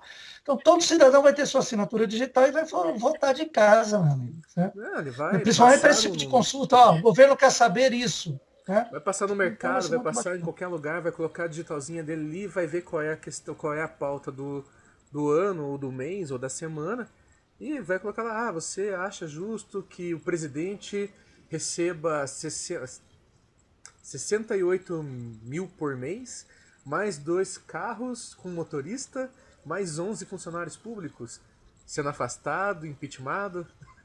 Se você acha legal, coloque no digital, diga sim ou não. Né? A população ela vai ter essa É, liberdade para fazer isso. exatamente. Nós teremos que criar mecanismos, usar a tecnologia para isso, para ouvir, para ser mais ágil. Você vê um processo, um projeto de lei no Congresso Nacional, leva 10 anos para ser aprovado. Não tem cabimento, a gente precisa criar. Né? E aqui alguém está até perguntando aqui, ó, os 3 estados se tornarão um só? Nós nos tornaremos um país, mas eu já tenho ouvido aí no nosso movimento a ideia de não existir os estados, de existir só os municípios. Serão, por exemplo, um país municipalista só com os municípios, não teremos os estados. É algo para se debater. Aí nós não teríamos os governos dos estados, economizaríamos, né? Bastante com a Menos máquina, uma coisa para pagar. tirando esses palácios e tal aí, né? Enfim, os gastos com isso. Então, é uma ideia a ser debatida, né?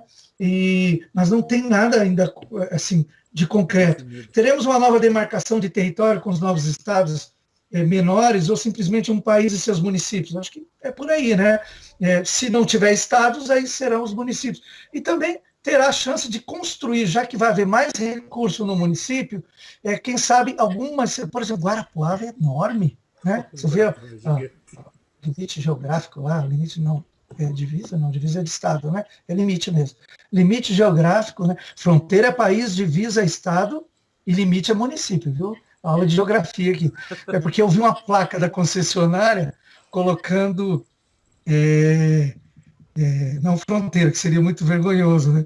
Mas limite entre os estados do Paraná e Santa Catarina. Certo? E não é limite, é divisa, né? Mas tudo bem. Então, isso aí vai ser discutido, né? Vai ser debatido. Que eu acho que, principalmente alguns municípios que são muito grandes, aqui no Paraná a gente tem municípios grandes, não sei se Santa Catarina, parece que os municípios são menores. Talvez alguns municípios vão ter que se dividir para melhorar a qualidade dos serviços públicos para a população. Né?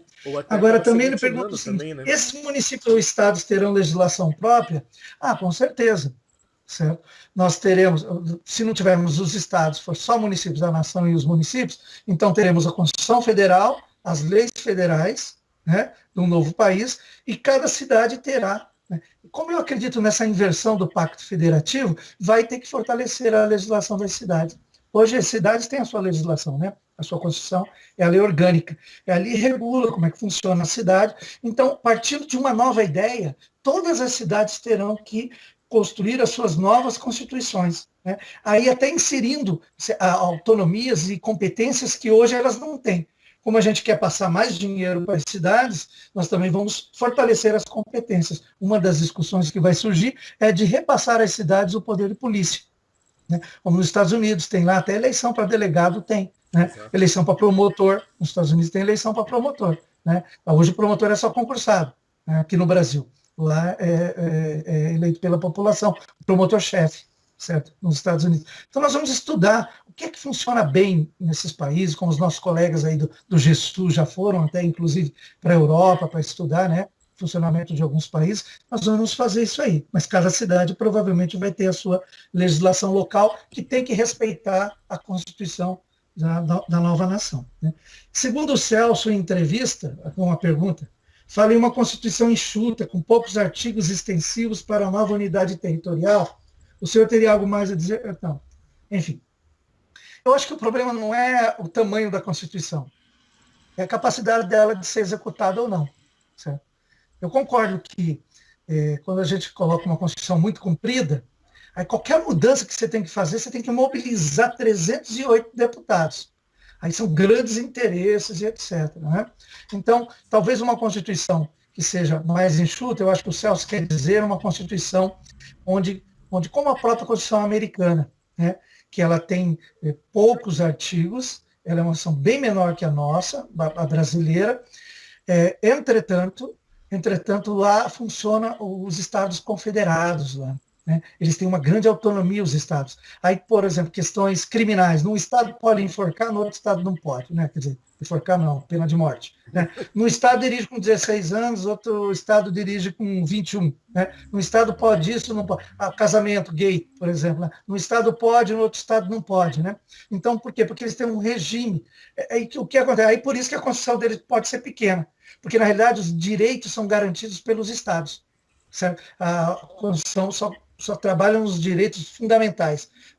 Os direitos sociais, certo? São garantidos pelas constituições do Estado. Por isso que um Estado é melhor que o outro, um Estado é mais conservador, outro é mais progressista e tal. Eles têm essa liberdade. Aqui, eu creio que eu acho que nós não vamos, no primeiro momento, nos preocupar com o tamanho da Constituição, mas na efetividade dela, certo?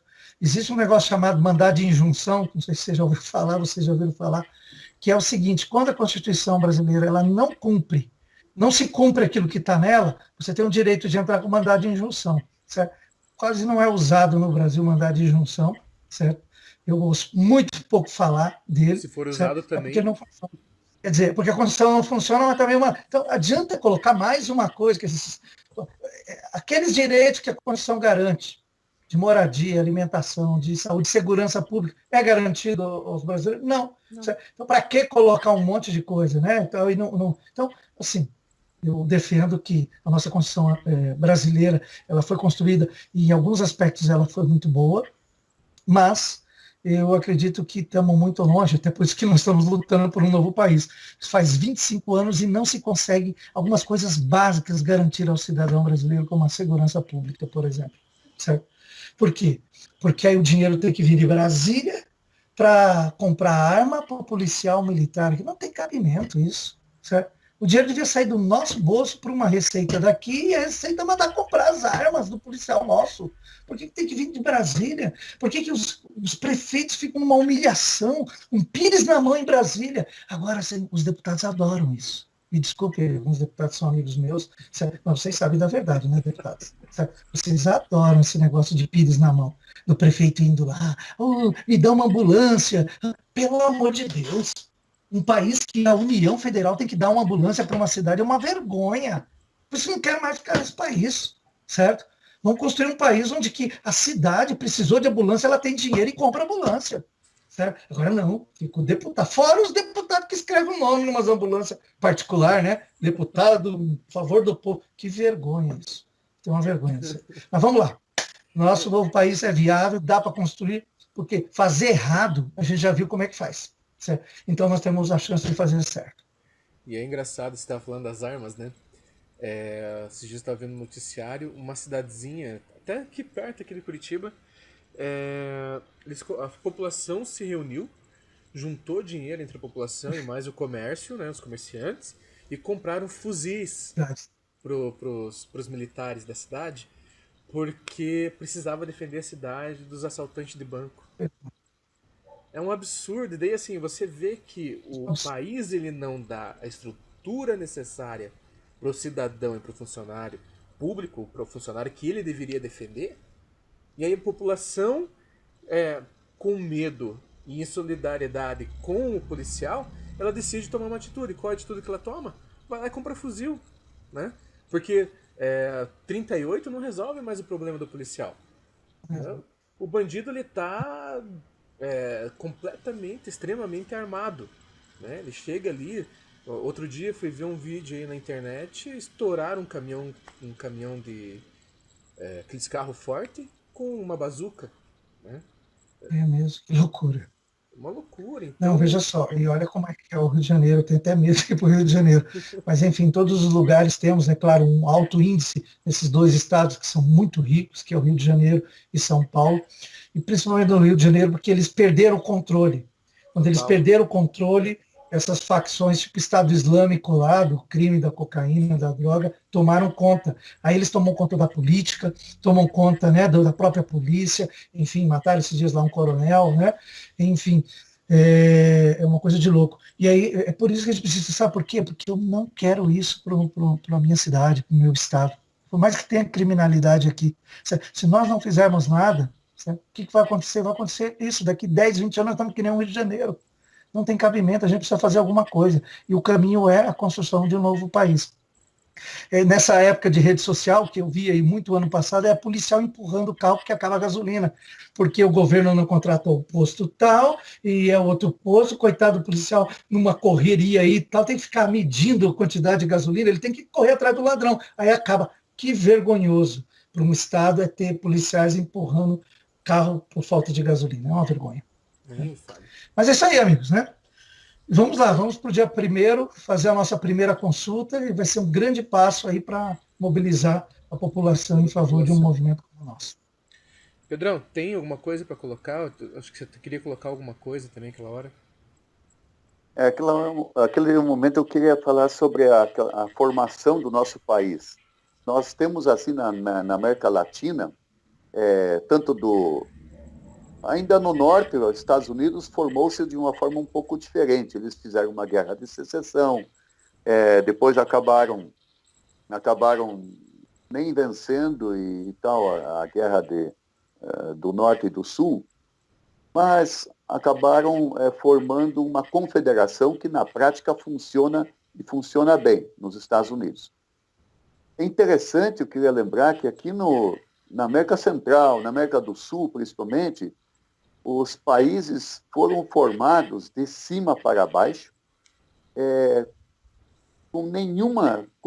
com absolutamente nenhuma participação popular. Ninguém perguntou a brasileiro nenhum se nós queremos presidencialismo ou tal, etc. Nada. Não foi perguntado. O que nós no Sul estamos querendo, e aquele momento eu gostaria de ter colocado aquilo, é justamente perguntar para a população o que é que a população quer. Nós temos que formar um país de baixo para cima, com a vontade popular e participação popular, e não de cima para baixo, como foi feito no Império Brasileiro. Né? Vocês vejam que eu falo isso porque o Portugal desrespeitou um acordo com a Espanha, que foi o Tratado de Tordesilhas, e depois os bandeirantes chegaram aqui, rasgaram as fronteiras, mataram o povo que existia aqui, né? Vulgarmente chamado de índio, né? E constituíram um país. É um império. E até hoje está assim. Até hoje funciona dessa maneira. Você nunca sabe exatamente o que é que você quer. Ninguém te pergunta. Não tem nenhum plebiscito. Não somos plebiscitários no Brasil. Nós não decidimos o nosso destino. E é o que a gente quer. A gente quer decidir o destino. O único plebiscito que teve, né, nesse período foi do desarmamento, né? E aí deu um voto maciço aí para que o povo não fosse desarmado. No entanto, lá É, decidiu-se que todo o povo seria desarmado, né? E deu no que deu. Hoje nós temos um dos maiores índices de mortes por armas no mundo, né? A gente não está conseguindo defender o nosso cidadão. Todos nós temos medo de sair na rua porque você sai desarmado, mas o bandido está armado até os dentes, né? E a gente acabou virando refém, né? A gente virou refém do bandido, a gente virou refém do político, a gente virou refém do banco, a gente virou refém dos juros, ou seja, a gente virou refém de todo mundo, né? A gente vive numa corda bamba que a qualquer momento você cai no precipício, né? Ou você cai no precipício do cartão de crédito, do cheque especial, do banco, né? Do bandido, do político. Em algum momento você vai acabar colocando uma corda no pescoço e se enforcando, né? Até eu acho engraçado, no Japão tem mais suicídio do que no Brasil. Mentira! É que no Brasil tem uma lei que impede de divulgar o suicídio. Porque senão, olha, a gente ia bater recorde, né? Então, essas coisas a gente tem que reavaliar. O brasileiro é um povo muito batalhador, é um povo que não desiste nunca, e isso a gente tem que admitir. É um povo muito sagaz, ele luta mesmo, porque aguentar esse país, todo esse tempo que o brasileiro aguentou até hoje, olha, é um povo que se ele for para Marte ele consegue sobreviver, sem uma gota de oxigênio. É bem isso. Então nós temos que insistir, nós temos que teimar, né? Não dá para ficar de braços cruzados. Não. Se a gente ficar de braços cruzados em casa, no primeiro momento até pode parecer cômodo, confortável, né? Ah, vou cuidar do meu projeto pessoal, da minha vida profissional, mas daqui a pouco você está enfrentando as mazelas, porque você pisa para fora do seu apartamento, você vai ser vítima do caos social por um assalto, o seu filho vai ser vítima, sua filha será vítima, certo? Do caos social. Hoje você tem até condições, eu sempre penso assim, hoje eu tenho condições de, por exemplo, contratar um profissional médico, pagar um profissional particular, mas e meus netos? A gente não sabe as crises que o país vai passar, as condições de vida que o meu filho vai ter, certo? E será que meus netos não vão precisar de um sistema público de saúde, uma segurança pública, um sistema de ensino público? Então, eu não dá para ficar de braço cruzado. Eu não consigo dormir sem estar me envolvendo nessas discussões de como que a nossa vida, a nível de coletividade, pode ser melhor, né? Claro que a gente tem momentos da vida da gente, a gente se dedica mais para uma atividade pessoal como estudo, né? Os anos que a gente vai para a faculdade, a gente acaba deixando de jogar bola, falta até uns cultos na igreja, porque você precisa se formar, fazer o seu TCC, e você se dedica muito àquilo ali. Mas logo passa, e aí a gente tem tempo, a gente tem que investir bem o nosso tempo para ajudar uma associação, um projeto social da igreja, um projeto filantrópico, e eu acho, assim, para mim é um sacerdócio me envolver com a discussão política. E eu estava, assim, bem desanimado com a discussão política até 2 anos atrás, depois das eleições de 2014. Eu estava bem desanimado, mas uma alma de um amigo meu, chamado Jean Baldessari, né, um dia me lançou esse desafio: Luciano, você conhece o movimento separatista aqui e tal? E aí eu falei, poxa vida, deixa eu conhecer, né? Eu não tenho dificuldade nenhuma de conhecer, de estudar, e aí eu vou dizer para vocês, eu acho que me foi colocada a oportunidade de estar numa luta honrada, certo? O Jean me proporcionou conhecer vocês, conhecer o movimento, e voltei a me motivar. Assim, me motivar até para continuar discutindo política local, né? De continuar militando no partido e tal. Eu participo de um partido que ele é nacionalista. E aí eu disse para eles, olha, eu faço parte agora do movimento separatista no sul do Brasil. Do sul do Brasil. Eles, como? Certo? Porque eu sou nacionalista, certo? Mas é o seguinte, se eu estou morando nos Estados Unidos, eu posso ser nacionalista nos Estados Unidos. Eu moro no sul do Brasil, sou nacionalista pelo sul do Brasil. Essa é minha pátria livre. Ou ficar a pátria livre ou morrer pelo sul do Brasil. Esse é o meu desafio. Ok? Perfeito. Vamos à Perfeito. luta, né? Alguns amigos meus disseram, se tiver uma guerra, Luciano, tudo bem, a gente vai chegar lá naquela, como que chama, aqueles barrancos que tinha na Primeira Guerra Mundial, Eu esqueci o nome. Alguém lembra como era aqueles buraquinhos? Trincheira? Trincheira. Eles falaram assim, olha lá o Luciano. Não, o Luciano não atira não, atira nos outros. Enfim, eu acho que a mesma vontade, a mesma paixão que eu tive sempre, e tenho ainda pelo Brasil, certo? Mas a gente cresce, né? A gente amadurece, e a gente é que nem aquele negócio, né? Eu sei que com o Brasil não tem jeito mais, certo? Esse sistema, né, que corrói Brasília, corrói toda a nação, certo? Esse aí é praticamente impossível, vai precisar de 100 anos, certo? Mas ele vai se alterar, não adianta. Então, hoje eu vejo um caminho que é um Nordeste independente, próspero, certo? Um Nordeste com as suas indústrias, um Nordeste com a sua indústria do turismo, um Nordeste com o seu povo vibrante, certo? Seu povo alegre, com a sua cultura, certo? Sendo uma nação que produza e o resultado do produto, dos impostos dos nordestinos, seja aplicado lá, seja baseado numa nova Constituição. Também torço pelo Estado de São Paulo, que pode ser um grande, poderoso país. Torço, inclusive, para São Paulo conseguir antes de nós, porque aí faz uma barreira lá, segura, certo? Vai ficar mais fácil para nós aqui, né? Enfim, torço pela independência do Estado de São Paulo, passo por aquele São Paulo, por esse estado, fico encantado com a possibilidade. Imagina se eles são tão poderosos, você passa aquelas rodovias, né? Uau, de São Paulo, 4, 5 vias e tal, certo? Aquele estado poderoso e tal, aquele negócio. Imagina se São Paulo ficasse o dinheiro que eles mandam para o Brasil, ficasse lá. Aí ia ser uma Europa, mas rapidinho. Certo? E aí também torço e vou lutar, não só torcer agora, para que a gente constitua uma nação aqui no sul do Brasil e que os nossos netos possam viver num país próspero, um país que se preocupa com os seus filhos, um país que respeita os seus idosos, as suas crianças e os seus empreendedores. Perfeito. Bom, então... Beleza, meus amigos? Encerramos por aqui. Pedrão, quer deixar um abraço para alguém aí? Uma homenagem? Obrigado, Luciano, por você ter participado e exposto a tua vontade aí pelo Sul. Nós precisamos exatamente de argumentos apoiadores que apoiem, que tirem o medo das pessoas, que saibam que isso é uma luta legítima, né? E digo mais uma coisa, ninguém está acima da vida.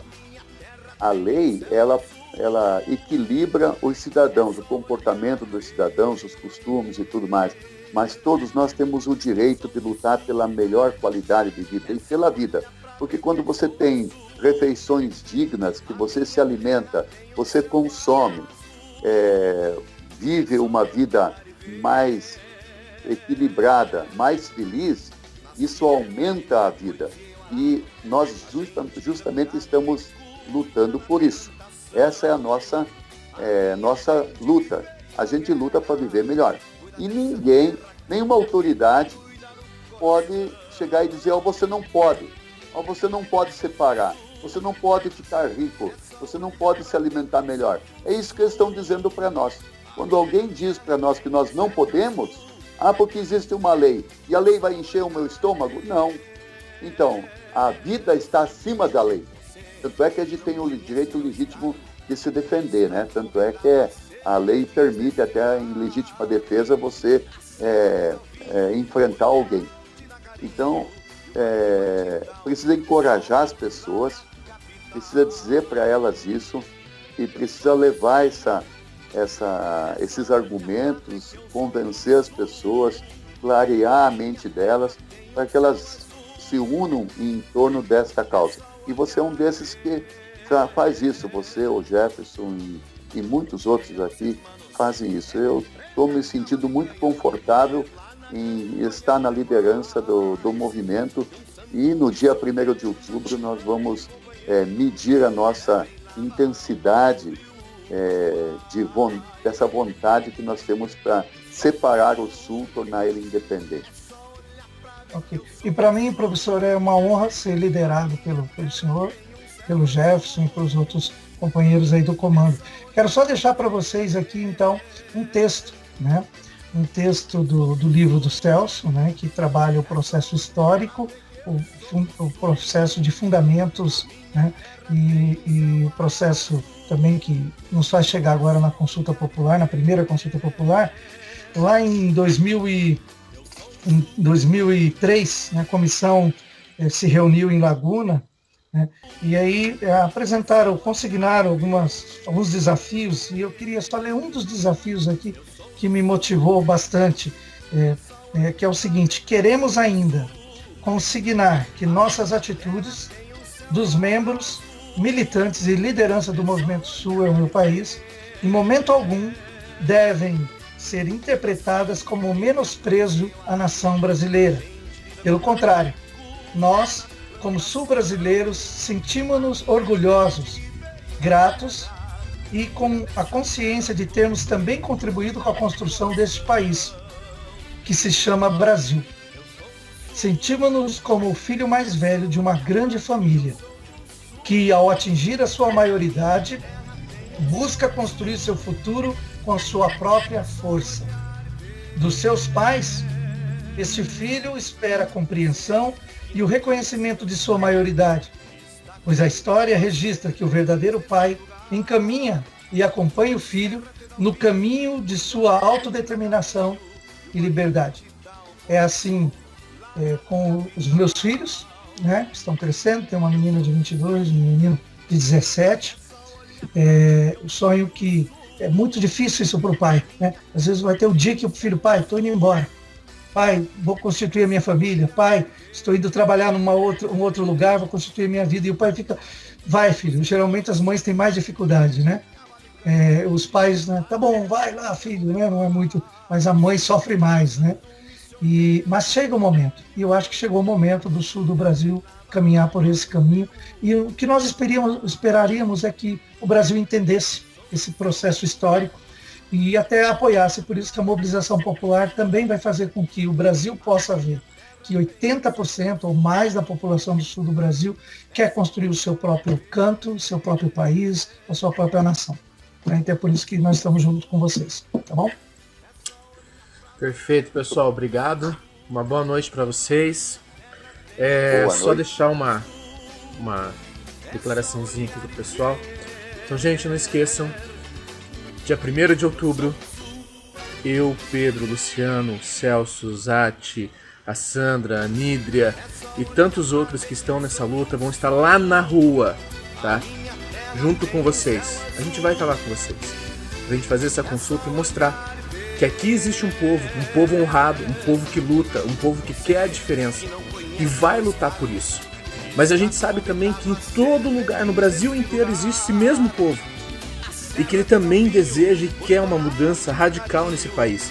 Ele não quer mais corrupção, ele não quer mais ser escravo, ele não quer mais pagar mais caro por nada. Ele quer ser feliz, ele quer ser livre, ele quer poder dar a opinião dele sobre tudo que ele pensa e imagina. Ele não quer mais ser refém de traficante, de bandido ou de político. Ele quer ser feliz. Então que esse movimento traga, não só para nós, mas também para o Brasil inteiro, tudo aquilo que de bom nós desejamos, né? Para o nosso povo, né? Eu acho que no Sul a gente está empreitando, a gente está desbravando esse território que, lembrando que lá no Nordeste já foi feito isso. O povo lá também já fez isso e a gente vai lutar por isso sim, né? Dia 1º de outubro, não esqueçam, nós estaremos lá. Se você estiver com a gente, nós somos muito mais fortes. Ok, gente? Obrigado, uma boa noite a todos. Vamos à vitória. Vamos à vitória. Boa noite, vamos à vitória. Boa noite, amigos. Boa noite.